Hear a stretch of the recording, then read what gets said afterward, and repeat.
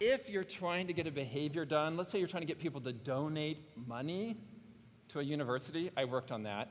Stanford gets over $900 million a year donated to the university.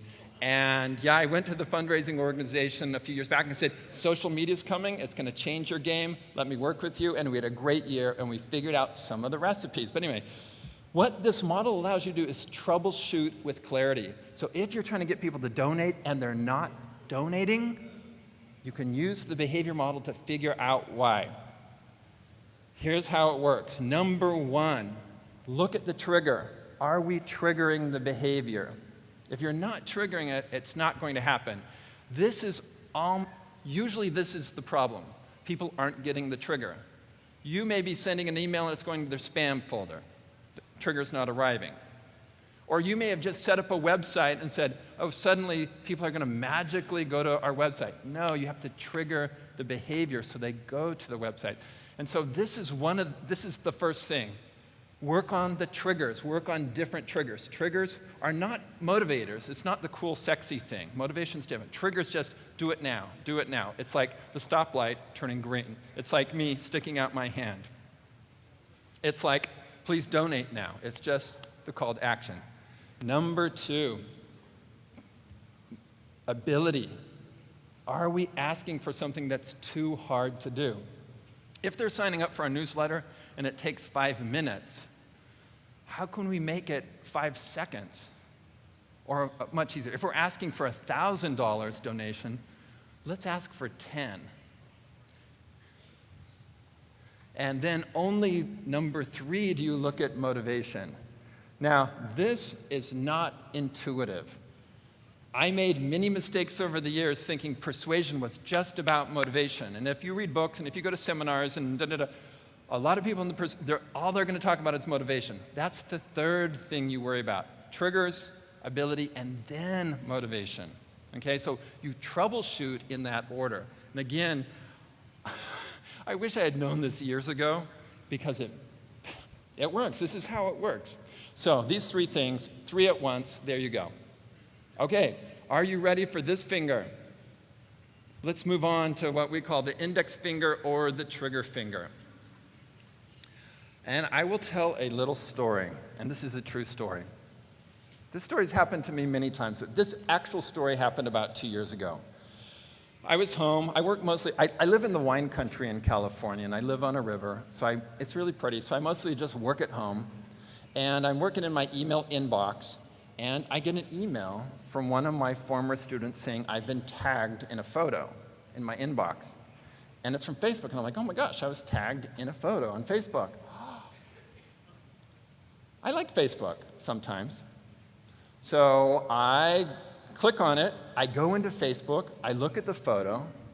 It's okay. I mean, whatever. I'm not going to untag myself. I'm not going to ask my student to take it down. It's like, whatever. But I stay inside Facebook, and I update my status. I look at other photos and so on. And then about 15 minutes passes, and I go, wait a minute. I'm supposed to be working. And instead, I'm in Facebook. Stupid Facebook. I got triggered. Facebook is the master of triggering behaviors. For many of us, if we sort our inbox, this is what it looks like. Trigger, trigger, trigger, trigger, trigger, trigger from Facebook. Tagged in a photo, asked to join a group, on and on and on. So, looking at it, good side, bad side of this, I'll talk about the bad side in a minute.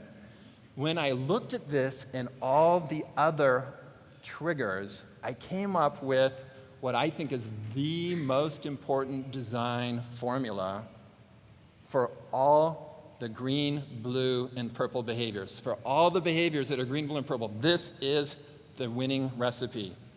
Put hot triggers in the path of motivated people. So if you could only remember 9 words from today, these are the 9 words. If I were to get a tattoo, I don't have any tattoos, but if I were to get one, it might be this. On my headstone, when I die, this might be my most important contribution, these 9 words. And so I gave it this finger. Hot tip means hot triggers in path. So this finger, hot TIP, represents put hot triggers in the path of motivated people. Again, I did not know this 10 years ago. I knew it perhaps intuitively, but I didn't have a phrase, I didn't have a way of teaching it. And I just found myself telling my students and clients and people who call me, there's a way you can go to bjfogg.com and book a 15-minute appointment with me, it's free. And so I talk to about 30 companies a week like that. And in 15 minutes, I try to help them as quickly as possible. And so over time, I say, what am I always telling people? And it's, guess what? Put hot triggers in the path of motivated. If you are doing a venture and you are not doing this, I know your venture will fail. I guarantee it will fail if you are not doing this. So when people call and explain, here's what we're doing, we're setting up a website to help teenagers save money, how are you going to trigger that behavior? Oh, they'll just come home from school and remember. No, that's not going to happen. You need to trigger their behavior. Oh, their parents will tell them. No, that's not going to work either. You need to know how to, you won't succeed until you know how to trigger that behavior. So that just really becomes the core. When we get to the end and there's some guidelines, one is only do those things that you can trigger. Triggers should be the starting point, not what you tack on later.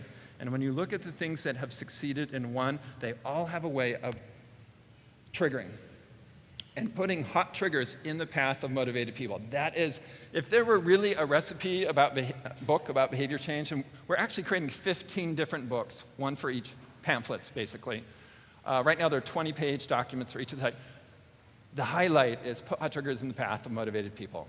That's the secret sauce. That's the winning formula. I'm calling it my mantra. Now, what is a trigger? Now, again, I'm not quite sure what the Spanish word is. Translators, thank you for your help on what it is. A trigger in English could be a trigger in a gun. Computer programmers talk about triggers. There's different uses for it, but it's the thing that says, do it now.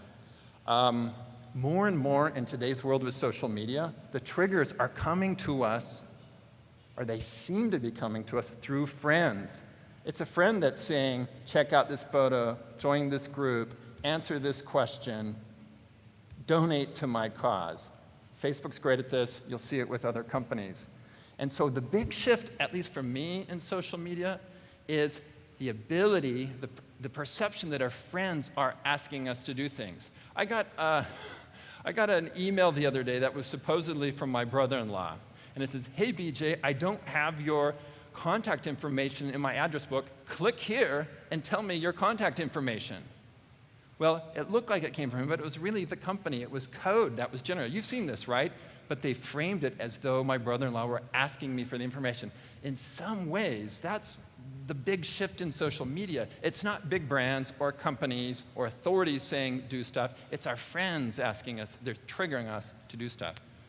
Now, I see there's different ways you can look at triggers. And in the behavior model, motivation, ability, trigger is the most important of the three. It was the last of the three that I really looked at hard.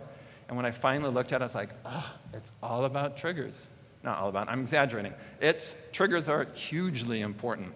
And as I looked at the different kinds of triggers and what was changing, I gave them names. Cold trigger is something you cannot do right now.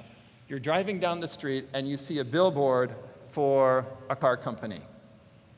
You can't do anything about that. You can't buy the car. You can't test drive the car. Nothing. A hot trigger is something you can do right now. Let's say I'm walking by the car dealership and my phone says, go test drive a car right now. I can go in and test drive right now.